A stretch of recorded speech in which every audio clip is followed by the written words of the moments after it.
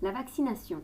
Alors la vaccination, c'est en fait une action qu'on produit maintenant depuis un certain temps. Donc c'est-à-dire que la toute première vaccination s'est effectuée le 6 juillet 1885 sur un enfant qui avait été mordu par des chiens atteints par la rage. Et donc c'est Louis Pasteur qui s'était rendu compte qu'en fait si il inoculait, donc s'il donnait le virus de la rage qui était fortement atténué, eh bien cela pouvait guérir quelqu'un donc, qui avait été éventuellement mordu par des chiens enragés. Alors donc en fait c'est quoi le rôle de la vaccination? Eh bien c'est de vraiment donner une protection absolue contre de nombreuses infections. Alors dans une seringue on peut retrouver un vaccin, mais on va pouvoir aussi retrouver plusieurs vaccins dans une seule dose. Donc par exemple on a le vaccin hexavalent qui lui donc va protéger contre 6 maladies, donc c'est pour ça qu'on l'appelle hexavalent. Par exemple on va avoir le vaccin contre la diphtérie, le tétanos, la poliomyélite, la coqueluche, l'infection à Haemophilus influenzae de type B et l'hépatite B. Donc c'est pour ça que dans une dose on peut trouver un seul ou plusieurs. Alors en fait ici c'est devenu vraiment essentiel dans la santé publique. Pourquoi? Parce que la vaccination par exemple a permis d'éradiquer certaines maladies telles que la variole. Il faut savoir que la variole était une maladie qui était vraiment meurtrière et qui tuait énormément de gens avant. On a également la rougeole. La rougeole est une maladie qui est extrêmement infectieuse. C'est même une des maladies les plus infectieuses, en tout cas qui peut se répandre parmi les hommes.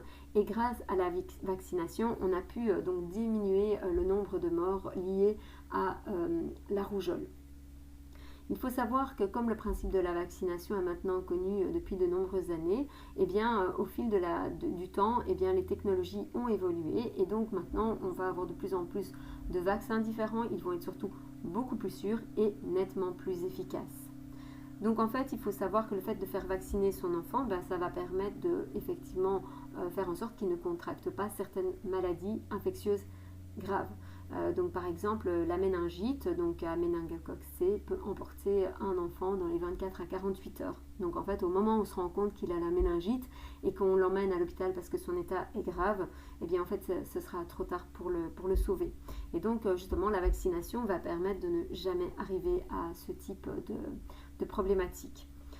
Donc ici, ben voilà, on vous dit quelques maladies, donc comme je viens de vous le dire, tétanos, les oreillons, la coqueluche, la méningite, les septicémies à méningocoque et bien d'autres, donc vont être des maladies qu'on va pouvoir vacciner. Donc ici, vous avez regardé donc la petite séquence sur la vaccination, donc qui va expliquer donc comment fonctionne la vaccination.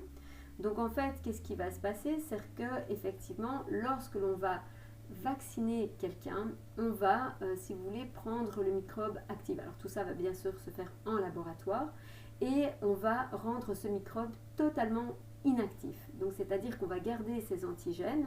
Donc vous voyez, les antigènes, ce sont les parties que l'on trouve donc à la surface de ce virus, par exemple. Et ceux-ci vont permettre l'accroche d'anticorps. Et donc les anticorps vont pouvoir neutraliser le virus.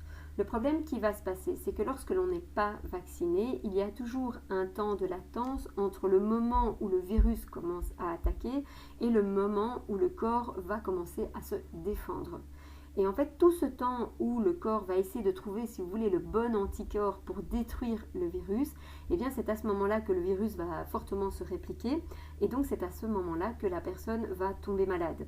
Et donc lorsqu'elle va tomber malade, eh bien tant que le corps n'arrive pas à fabriquer les bonnes armes contre lui, eh bien la maladie peut être relativement peu, voire très très grave. Donc le vaccin, qu'est-ce qu'il va faire lui? C'est qu'il va également injecter ce virus ou ce microbe, parce que ce n'est pas forcément qu'un virus, ça peut être aussi un morceau de bactérie, etc. Ils vont le rendre complètement inactif, et donc c'est ce virus ou ce micro-organisme complètement inactif qui va être introduit dans le corps. Alors il faut savoir que d'habitude ce sont des microbes inactifs, il se peut parfois on a des microbes atténués. Et donc effectivement, ici, eh bien, notre système immunitaire va se rendre compte qu'il est face à un micro-organisme qu'il ne connaît pas. Donc, il va chercher à se défendre contre ce micro-organisme en créant des anticorps ou d'autres mécanismes encore. Donc, il va créer tout ça, il va essayer de trouver les bonnes armes, mais comme ici le microbe est inactif, il n'y a pas de problème, il ne va pas se répliquer. Mais ça va permettre en tout cas aux défenses d'avoir effectivement le temps d'avoir une réponse immunitaire qui est adéquate. Lorsque le corps va être confronté cette fois-ci au microbe, mais cette fois-ci qui est actif, donc il n'est pas du tout inactif, donc par exemple la personne va être en contact avec une personne malade et donc le microbe actif va rentrer dans son corps. Dans ces cas-là, le système immunitaire va directement le reconnaître, donc il n'y aura plus cette période de latence entre le moment où le virus se réplique et il va rendre la personne malade et le temps où le corps trouve les bonnes armes pour se défendre. Ici, il n'y aura pas donc cette période, il va tout de suite reconnaître le micro-organisme et va donc le détruire très très rapidement. Alors il faut savoir qu'il y a certaines maladies où en fait le corps va en fait, lorsqu'il l'aura eu une fois ou lorsqu'il aura eu le vaccin, il va s'en souvenir toute sa vie. Par contre, il y a d'autres micro-organismes, malgré la vaccination, il y a un moment donné où si le corps n'est jamais en contact avec ce micro-organisme, eh bien les défenses immunitaires vont l'oublier. Et de ce fait, il faudra donc se refaire vacciner. C'est le cas par exemple du tétanos, où les jeunes enfants vont se faire vacciner plusieurs fois lorsqu'ils sont vraiment enfants, et puis à partir d'un certain âge, ce sera plus que tous les 10 ans. Donc, à partir du document de la page précédente et de l'explication de l'immunité acquise, schématiser de façon plus complète l'action d'un vaccin. Donc, première agression lors de la vaccination. Donc, on a le microbe actif, attention, tout ça se fait en laboratoire, et qui va rendre en fait le microbe inactif. Donc ici, on va avoir bien la présence des antigènes. Qu'est-ce qui va se passer une fois que ce microbe inactif rentre dans le corps? On va avoir les lymphocytes B qui vont produire des anticorps qui vont être capables de se fixer sur les antigènes, mais ça va prendre du temps. Et donc effectivement, si le microbe est actif, dans ces cas-là, on va être malade. Par contre, s'il est inactif, donc notre système immunitaire va avoir le temps de produire les anticorps adéquats. Ceci va permettre aussi la production de lymphocytes B à mémoire. Donc les lymphocytes B à mémoire, c'est ce qui va permettre que lorsqu'on sera en présence du microbe actif, notre système immunitaire va directement le reconnaître et donc va pouvoir le détruire rapidement. D'autres lymphocytes vont également essayer de détruire, vont détruire donc le microbe inactif, ce sont les lymphocytes T.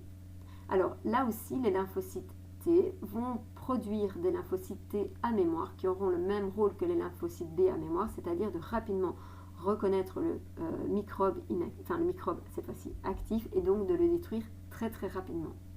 La personne vaccinée n'est donc pas malade car le micro-organisme est inactif, donc inoffensif par rapport au microbe actif qui lui va être dangereux. C'est ce que je vous disais, donc lors de la deuxième agression par un micro-organisme cette fois-ci actif, donc c'est-à-dire que la personne a été en contact avec une personne malade, eh bien les lymphocytes B vont directement produire les anticorps adéquats dans un laps très court, et donc grâce aux lymphocytes à mémoire, et les lymphocytes T, elles vont directement détruire l'agent pathogène grâce aux lymphocytes T à mémoire. Donc la personne vaccinée n'est pas malade non plus car son système immunitaire acquis a réagi immédiatement empêchant le micro-organisme donc de se multiplier.